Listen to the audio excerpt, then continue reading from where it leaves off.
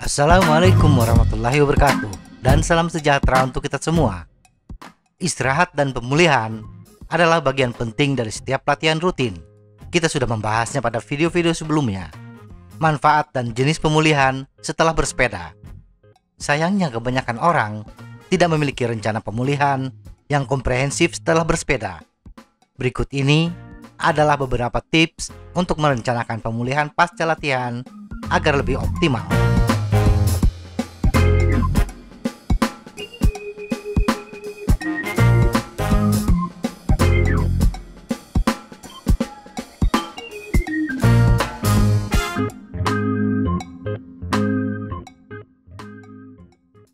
1.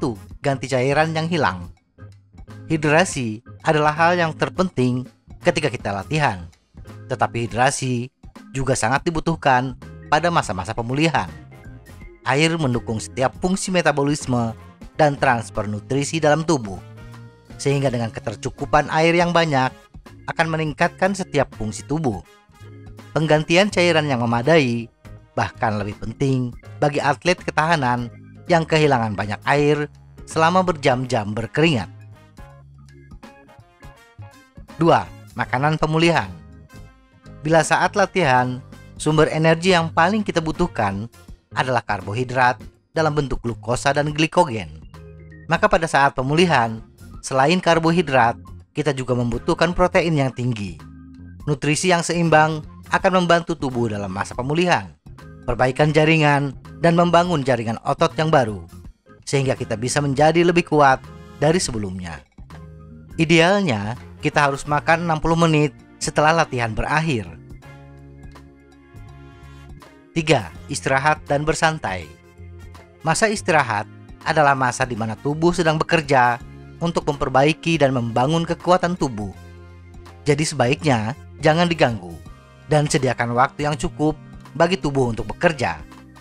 Beristirahat setelah bersepeda dengan intensitas tinggi memungkinkan proses perbaikan dan pemulihan terjadi dengan kecepatan alami, dan beristirahat adalah salah satu aktivitas yang paling mudah dilakukan.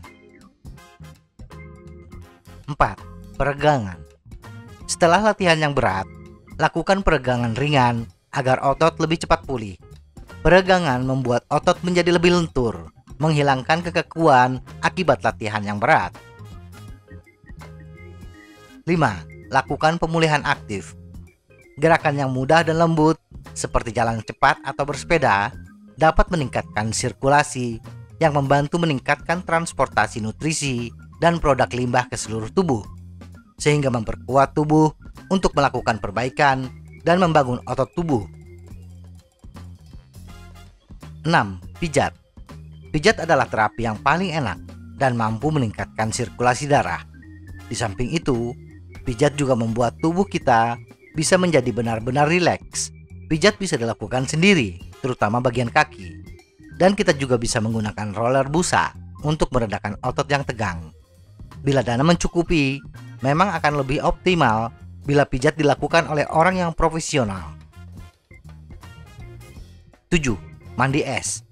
Untuk meredakan ketegangan otot sehabis latihan intensitas tinggi, berendam dalam air es atau setidaknya dikompres dan dipijat dengan es, atau melakukan terapi air kontras, mandi air panas dan dingin secara bergantian, membuat pemulihan otot menjadi lebih cepat, mengurangi nyeri otot, dan mencegah cedera.